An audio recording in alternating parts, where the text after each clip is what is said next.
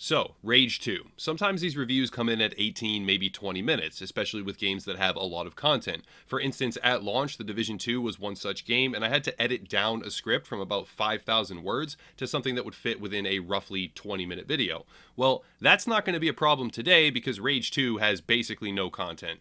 To be totally clear, I actually enjoyed a great deal of the material within Rage 2, which I will talk about in just a moment here. But before even going any further, anyone considering a buy should be aware that this game is like 6 hours, if that. Now, for completionists, it can hold 2, even 3 times as much content, but excavating that material is not straightforward, it lacks meaning, and generally speaking, it feels pretty pointless after a matter of hours. To really begin here, let's discuss the world, the artistry, and the setting. Rage 2 is not all that similar to the original Rage. There is some overlap with specific areas, themes, and dialogue, but largely speaking, it's a totally different creature. In my recent time reviewing games, I've seen more and more instances of oversaturated colors and cartoony graphics being utilized simply because they are trendy, but Rage 2 actually manages to use these themes in a way that feels visually engaging.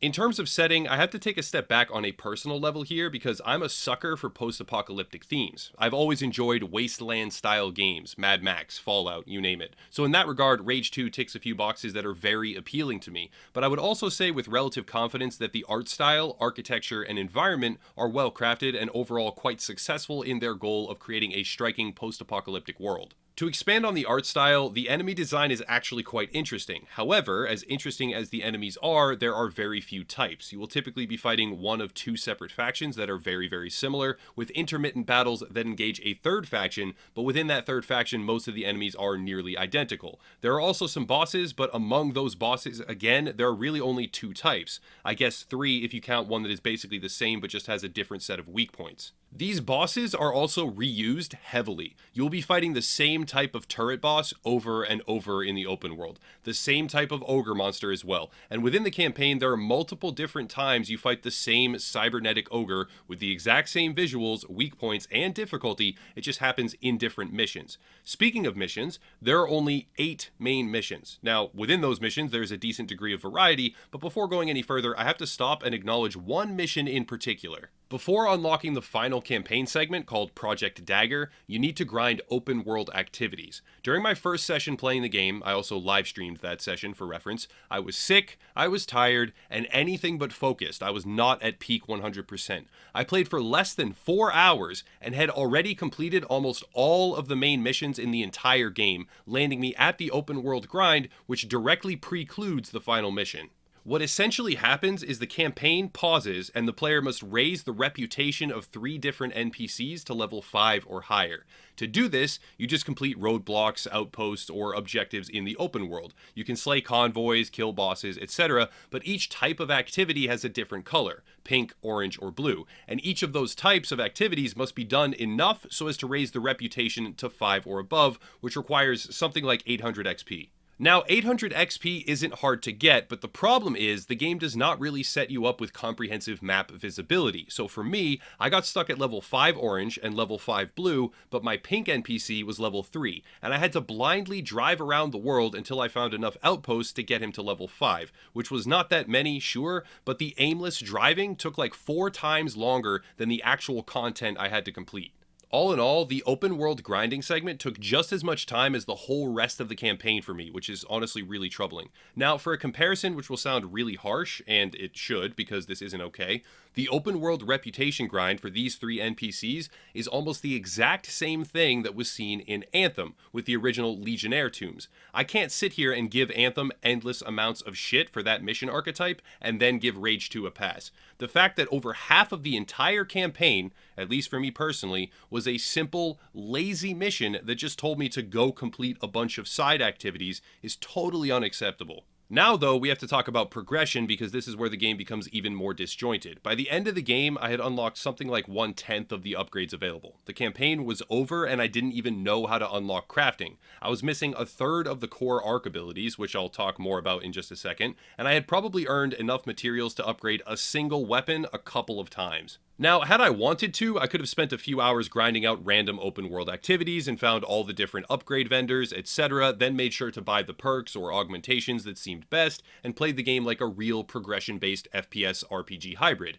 But the way the game is structured, you could easily play through all of the material that would or should require upgrading without getting a single augmentation, without visiting a vendor even one single time, and quite possibly without even noticing. When it comes to the skills and abilities, some of them are actually very, very cool. I really like the slam personally, and the defibrillator certainly comes in clutch after deaths, but the campaign's over, mind you. The only thing left is to mindlessly wander the open world, and I have no idea where the last 3 abilities even are. For reference here, to get abilities you clear out arcs, which are spread across the map, but I've visited all the arcs on my map, and now I'd have to what? Just drive around randomly hoping to discover the other 3, so that I can get abilities to fight what? Weak open world enemies and maybe a couple bosses that are identical to multiple bosses I have already fought? It just feels off. The combat for at least the first few hours feels pretty good, which is to be expected because it's basically ripped straight from Doom. Setting aside some smaller complaints like the fact that when you sprint and slide, you can't come out of that slide early by hitting the sprint button again, like Apex Legends for instance, basically like most other fluid shooters I've ever played, you have to uncrouch, then sprint again to end the slide early, otherwise it's an uncomfortably long duration and you just slide across the ground for way too long and it doesn't feel good. But setting aside small things like that, because that is a relatively small thing, the combat is really good. There's a really satisfying rhythm to the overdrive in particular, where you heal with it, you kill enemies faster because of the damage boost, you stack your combo up, you maintain that combo, and then you charge overdrive faster because of all of it. And when there are a lot of enemies around, while you slam, teleport, dash, and mow things down generally with your gun, it's very, very satisfying. Particularly the shotgun feels extremely powerful, but yet again, we run into this sort of strange situation where it's entirely possible to play through the entire main campaign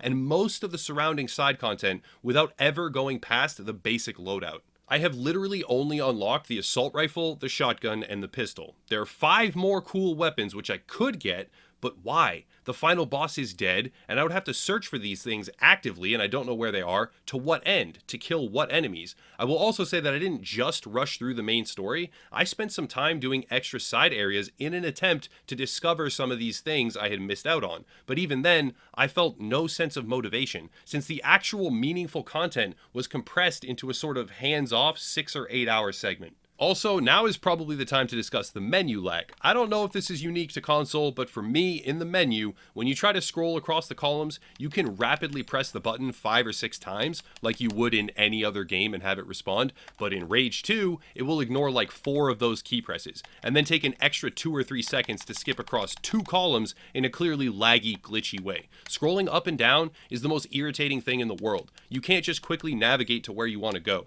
It takes like 3 seconds longer than you want to be in that menu. You don't want to be in menus all that often. It's a shooting game, for Christ's sakes. You have to watch this glitchy piece of shit slowly catch up to the commands you are giving it, like really slowly. And again, I don't know if this is Xbox only or just console or what, but it's really annoying.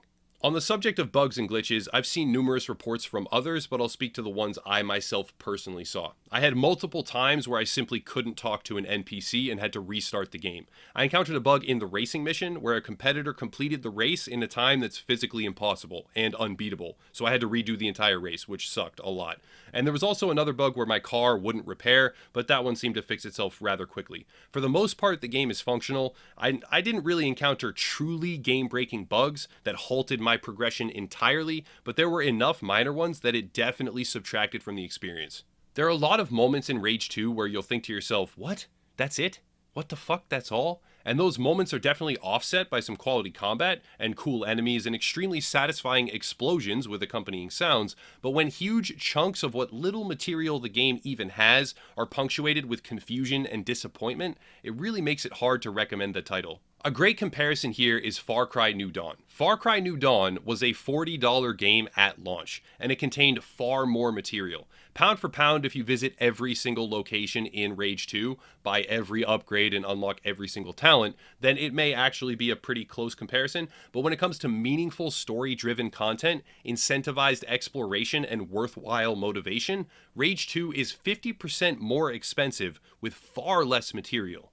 Rage 2 does not deserve to be a $60 game. I'm sorry, it just doesn't. That may sound a bit harsh, but as it stands, this is a $20 title. You could probably justify a $40 price tag, maybe, but $60? It's just a waste of money at that value, especially when half of its worthwhile narrative is just a meaningless grind wall inserted before the final mission.